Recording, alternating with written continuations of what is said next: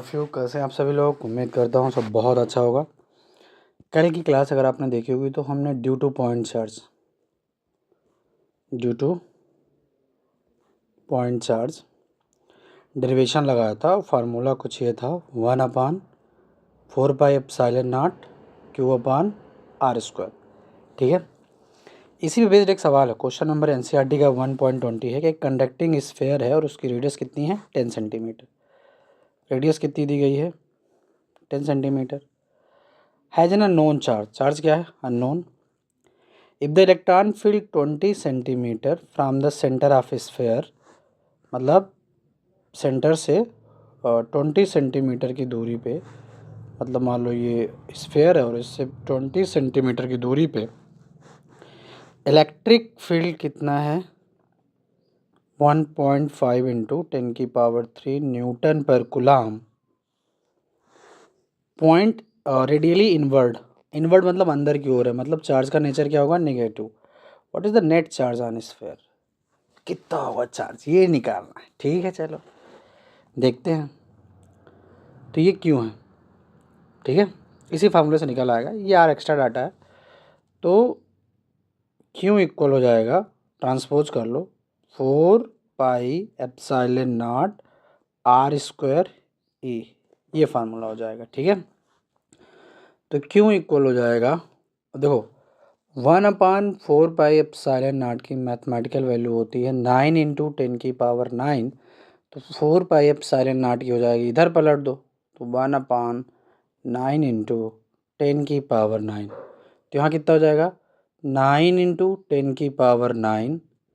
ठीक है, आर, तो आर का मान कितना है, आर का मान है 20 सेंटीमीटर। तो 20 सेंटीमीटर में है तो 100 से भाग दे दो, तो कितना हो जाएगा 20 इंटू 10⁻⁻²। तो यहाँ पे हो जाएगा 20 इंटू 10⁻⁻² का होल स्क्वायर। ठीक है, यहाँ मान अपान में आएगा क्योंकि 4πε0 का मान है, यहाँ हो गया। ठीक है, ई का मान कितना है 1.5 इंटू 10⁻³ रख दीजिए। अब इसको सिंप्लीफाई करिए तो 9 into 10⁻⁹ into 20 into 20 into 10⁻⁻4 into 1.5 into 10⁻³। ठीक है, मैं स्टेप बाय स्टेप लगा रहा हूँ ताकि एवरेज बच्चा भी समझ जाए कि सवाल कैसे सॉल्व हुआ है। बाकी मैं कैलकुलेशन बहुत जल्दी कर सकता हूँ, बस आपके लिए कि एक एक लाइन कर रहा हूँ। आप भी देखिएगा, ये 3 है, ये 3 है, इसके 3 चले गए तो यहाँ कितना बचा आपका 10⁻6 बचा। ये 0 2 कटेंगे तो यहाँ कितना बचा 4 बचा। तो यहाँ सीधे बचा कितना 9 इंटू 10⁻⁴ इंटू 10⁻⁻4 इंटू 1.5 बचा। अब क्या होगा, ये +4 है ये -4 है, तो अगर ये ऊपर जाता है, कहाँ जाता है ऊपर, तो कितना बचेगा।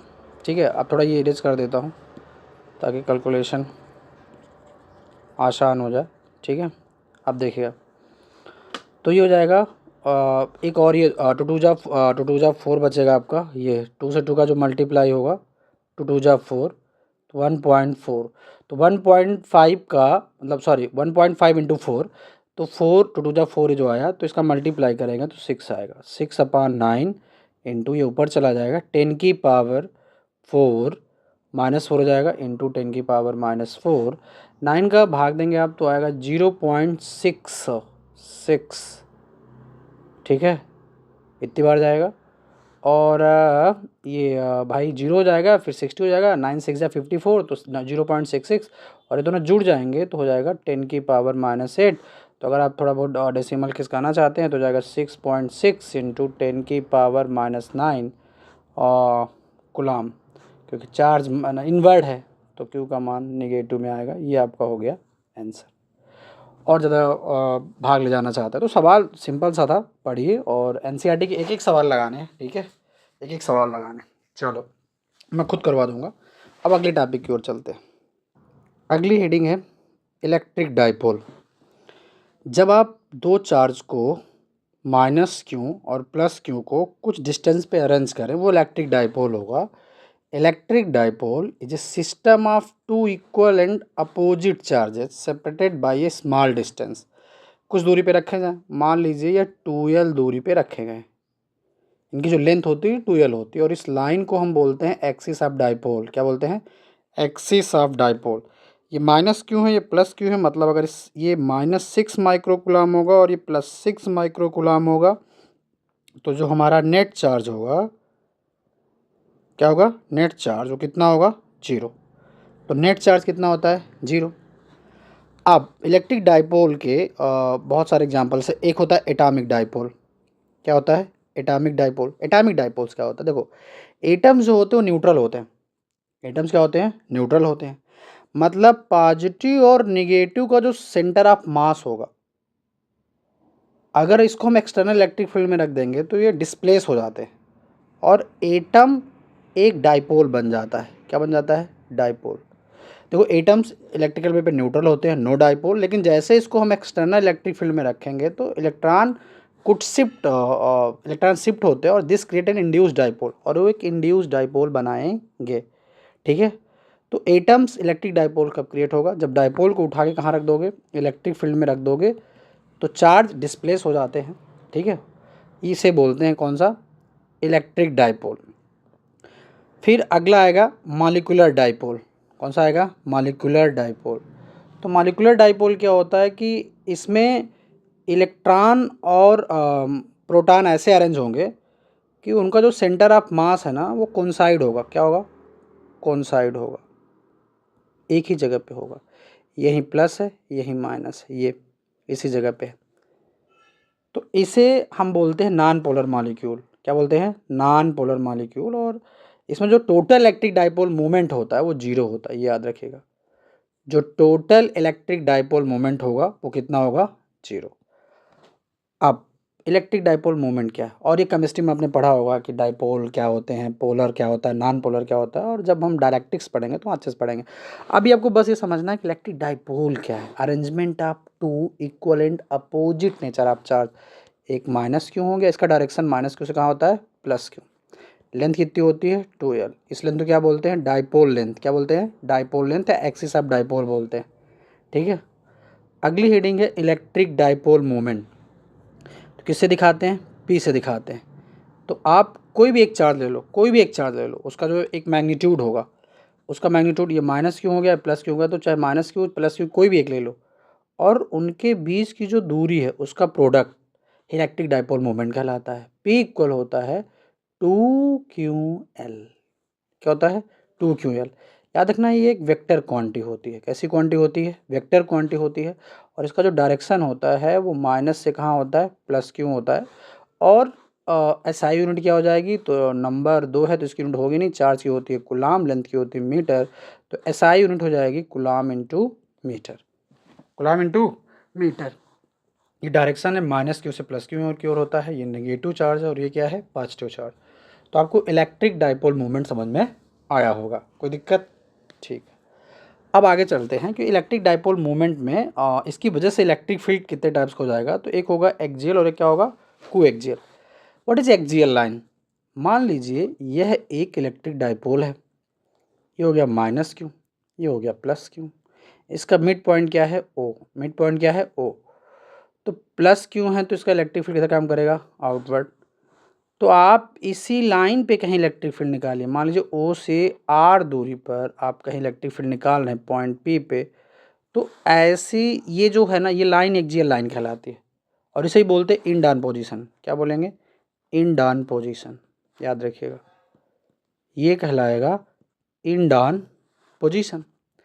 और इक्वेटोरियल लाइन क्या है कि आप, ये डाइपोल है आपका, माइनस क्यों प्लस क्यों, इसका मिड पॉइंट क्या है? ओ। ओ से आर दूरी पर एक परपेंडिकुलर लाइन ड्रा कर दो, एक बाइसेक्टर ड्रा कर दो, परपेंडिकुलर बाइसेक्टर ड्रा कर दो, और इस लाइन पे कहीं इलेक्ट्रिक फील्ड निकालना, क्या कहलाएगा? Equatorial line. और इसे ही बोलते हैं, एक और नाम से जाना जाता है ब्रॉड साइड पोजीशन। क्या बोलते हैं? Broadside position. याद रखिएगा, ये ब्रॉड साइड पोजीशन। तो इलेक्ट्रिक डाइपोल क्या होता है, इलेक्ट्रिक डाइपोल मोमेंट क्या होता है, ये दोनों चीज़ आपको समझ में आई होंगी। और electric field due to electric dipole दो टाइप्स पे निकालेंगे, और दो पोजीशंस होती हैं, एक होता है इंड ऑन पोजीशन, एक होता है ब्राइट साइड ऑन पोजीशन, ठीक है। और ये दोनों डेरिवेशन आते हैं। तो अगली रीडिंग में हम मतलब अभी हम देखेंगे कि इंड ऑन पोजीशन पे इलेक्ट्रिक फील्ड क्या होता है और कैसे निकालेंगे, ठीक है।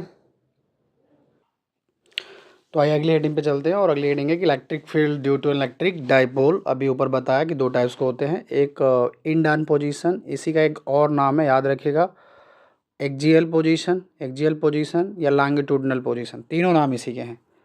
फिर अगला है broadside position, transverse position, equatorial plane, coaxial position, सारे नाम इसी के हैं। तो एक पे फार्मूला आएगा इक्वल 1/4πε0 2p/r³, एक ये आएगा, ये किसका होगा, इंडियन पोजीशन का। और एक होगा 1/4πε0 p/r³, एक ये होगा, ठीक है। अब ये डिराइव करना है, तो चलिए एक्जियल पोजीशन डिराइव करता हूँ, बहुत ध्यान समझिएगा। एक्जियल पोजीशन क्या है, अभी मैंने आपको बताया था कि एक्जियल पोजीशन उसको बोलेंगे कि जब ये आपका डाइपोल दिख रहा होगा ए बी, और इसी लाइन पे इलेक्ट्रिक फील्ड निकालना है पॉइंट पी पे, जो कि ओ से कितनी दूरी पे है, आर दूरी पे है। तो जब आप डेरिवेशन लगाएं थोड़ा इंट्रो लिखें, क्योंकि बच्चे क्या करते हैं सीधे ऐसे ही पीडीएफ उठाते हैं कहीं से भी और इंट्रो नहीं लिखते हैं। आपको थोड़ा इंट्रो लिखना पड़ेगा, आपको आंसर फॉर्मेटिंग सीखनी पड़ेगी, तो उससे नंबर मिलता है, ठीक है। तो let A B is electric dipole, A B एक इलेक्ट्रिक डाइपोल है consisting of charge plus q and minus q at a separation 2l। A B एक इलेक्ट्रिक डाइपोल है जिसकी लेंथ कितनी है, 2l है। और अगर और ज़्यादा लिखना चाहते हो तो लिख सकते हो कि to find the electric field at point P, to find the electric field at point P, P पे इलेक्ट्रिक फील्ड निकालेंगे at a distance R from the mid point O, ठीक है, इतना लिख सकते हो। तो अब देखो, अभी कुछ देर पहले इसी क्लास में बता रहा हूँ कि इस फार्मूले का यूज करोगे, Q/r², Q/r²। तो एक बार प्लस क्यू चार्ज की वजह से निकालोगे और एक बार किसकी वजह से निकालोगे, माइनस क्यू चार्ज की वजह से निकालोगे, ठीक है। अब देखना, तो निकाल कहाँ रहे हो, electric field at the point P due to charge plus q charge की वजह से, ठीक है। तो डाइपोल का डायरेक्शन क्या होता है, माइनस क्यू से प्लस क्यू। तो प्लस क्यू चार्ज कहाँ रखा गया, बी पे रखा गया। फार्मूला क्या होता है, 1/4πε0। तो E1 इक्वल हो जाएगा 1/4πε0, क्यों हो गया। अब देखो निकालना कहाँ है, पी पे। देखो प्लस क्यू चार्ज की वजह से जो इलेक्ट्रिक फील्ड है वो E1 है, प्लस क्यू चार्ज की वजह से जो इलेक्ट्रिक फील्ड है वो E1 है, और माइनस क्यू चार्ज की वजह से जो इलेक्ट्रिक फील्ड है वो E2 है। एक इनवर्ड है, माइनस क्यू है, ये इनवर्ड है, ये अंदर की ओर है, और एक इधर है बाहर की ओर है। तो अपन ना बी से पी नहीं जा सकते, ठीक है, बी से पी नहीं जाएंगे। अच्छा बाहर की ओर है, सॉरी, प्लस क्यू चार्ज है तो बाहर की ओर जाएगा, तो अपन इसको ले सकते हैं बी पी स्क्वायर। क्या ले सकते हैं, बी पी स्क्वायर, मतलब एलॉन्ग बी पी, बी से पी की ओर। अब बी पी का डायरेक्शन निकाल लो यार। अब देखो बी पी का डायरेक्शन क्या होगा, यहाँ से यहाँ तक की दूरी कितनी है, आर, कहाँ से, पी से यहाँ तक की दूरी कितनी है, आर, और ये मिड पॉइंट है, और ये टोटल 2l है, तो इतना कितना हो जाएगा, एल। तो ये जो पूरा आर है, ये पूरा आर है, अगर इसमें एल माइनस कर देंगे तो हमें बीपी का मान मिल जाएगा। किसका मान मिल जाएगा, बीपी का। तो E1 इक्वल हो जाएगा 1/4πε0 Q/r-L का whole square, equation number first. अब ऐसे ही हम निकालेंगे माइनस क्यू चार्ज की वजह से, किसकी वजह से निकालेंगे, माइनस क्यू चार्ज की वजह से निकालेंगे। तो electric field intensity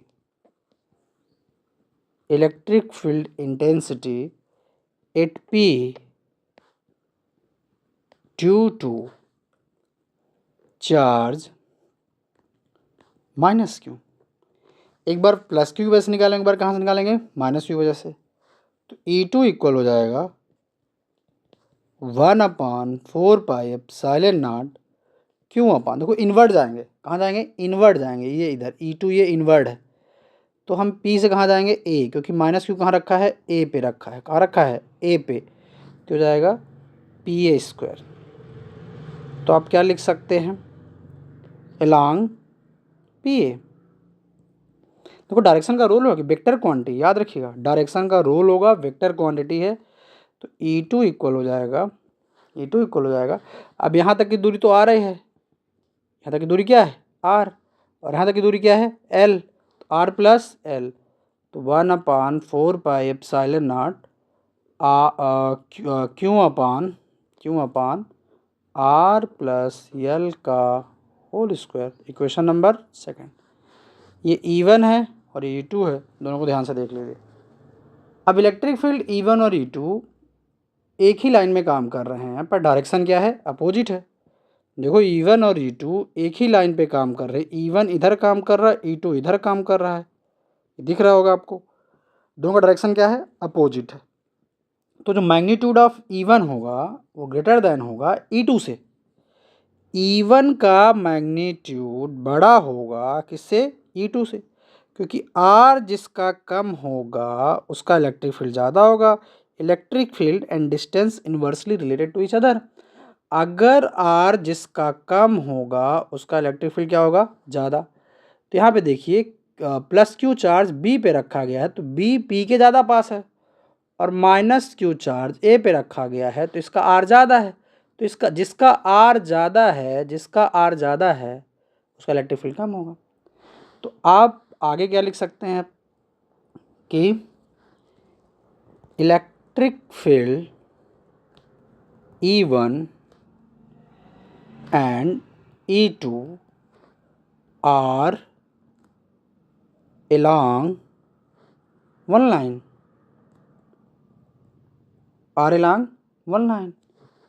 in opposite direction।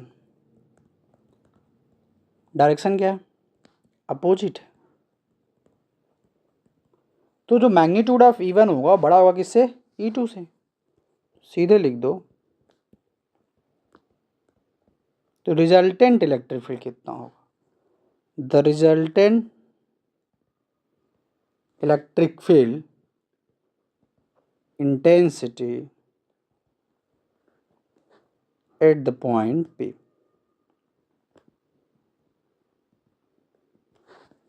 Eight the point P। तो मॉड E इक्वल हो जाएगा मॉड E1 माइनस, ठीक है, मॉड E2। कोई दिक्कत, अलॉन्ग BP और जो भी OP निकाल रहे हो डायरेक्शन। अब क्या करोगे, मान रख दो यार, फ्रॉम इक्वेशन फर्स्ट और सेकंड ऊपर बना है, तो इसकी वैल्यू हो जाएगी 1/4πε0 क्यू अपान R माइनस L का होल स्क्वायर माइनस 1/4πε0 क्यू अपान R प्लस L का होल स्क्वायर। ठीक है, तो इससे कॉमन ले लो, क्यू अपान 4πε0 कॉमन है, अंदर बचेगा 1/R माइनस L का whole square upon 1/R plus L का होल स्क्वायर। आपने कुछ कॉमन ले लिया, क्या कॉमन लिया, क्यू अपान 4πε0 दोनों से कॉमन ले लिया। अब इसका एलसीएम कितना आएगा, डिफरेंट है तो एलसीएम सेम आएगा, R माइनस L का whole square R plus L का होल स्क्वायर। एलसीएम लेने के बाद इसको इससे डिवाइड करते हो, डिवाइड करोगे तो सेम सेम कट जाएगा, ये बच जाएगा, तो ऊपर मल्टीप्लाई करोगे और 1 से जो मल्टीप्लाई करोगे वही आएगा, तो कितना जाएगा R प्लस L का होल स्क्वायर माइनस, और ये आपका प्लस प्लस वाला कैंसिल हो जाएगा, तो यहाँ कितना जाएगा R माइनस L का होल स्क्वायर। तो सिस्टमेटिक तरीके से लिख दो, तो E इक्वल हो जाएगा क्यू अपान 4πε0, फिर हम इनमें आइडेंटिटी लगाते हैं, R प्लस L का whole square minus R minus L का होल स्क्वायर अपान, देखो A minus b A plus b ऐसा समझो लिखा हुआ, भले स्क्वायर है, इसको क्या लिख सकते हो R square minus L square का होल स्क्वायर। ऐसा लिख सकते हैं भाई, A square minus B square equal क्या होता है, A plus B A minus B. अब एक और आइडेंटिटी होती है ए प्लस बी का होल स्क्वायर। क्या होती है, ए प्लस बी का whole square. A square plus B square plus 2ab, और ए माइनस बी का होल स्क्वायर होता है तो ए square plus B square minus 2ab। ये दोनों आइडेंटिटी लगाएंगे तो इक्वल हो जाएगा क्यू अपान 4πε0, आइडेंटिटी लगेगी यहाँ, तो r square plus L square plus 2rl, भाई ए का मान आर है, बी का मान एल है, minus R square plus L square minus 2rl upon are square minus L square का होल स्क्वायर। ठीक है, अब आगे देखना, इक्वल हो जाएगा Q upon 4πε0 R square plus L square plus 2rl। किसी भी ब्रैकेट के बाहर माइनस साइन होंगे तो अंदर के साइन चेंज हो जाएंगे, minus R square minus L square और minus minus plus 2rl। Okay, R square minus L square का होल स्क्वायर, तो ये कैंसिल हो गए, ये कैंसिल हो गए। 2rl में 2rl जुड़ जाएगा तो कितना आएगा, कितना आएगा 4rl sir, 4rl upon are square minus L square का होल स्क्वायर। अब इसको हम क्या लिख सकते हैं, 4 को इक्वल क्यू अपान 4πε0, 4rl को लिख सकते हैं 2 into 2rl upon are square minus L square. ठीक है, अब देखिएगा थोड़ा, अब इसके बाद क्या करेंगे, इलेक्ट्रिक डाइपोल मोमेंट लगाएंगे, बट पी इक्वल क्या होता है 2ql, पढ़ा हो ना, यहाँ 2 है, यहाँ q है, यहाँ l है, तो E इक्वल बचेगा सर 1/4πε0, एक 2 बच गया है, 2pr, जितने में मैंने ब्रैकेट और जितने मैंने गोला बना दिया है उस पर मैंने p रख दिया, तो कितना बचा 2pr upon are square minus L square, r square minus L square. ठीक है, अब हम मान लेते हैं कि जो पॉइंट P है वो बहुत दूर है डाइपोल से। क्या है, if the point P is very far from the dipole, if the point P जहाँ पे हम इलेक्ट्रिक फील्ड निकाल रहे थे P इज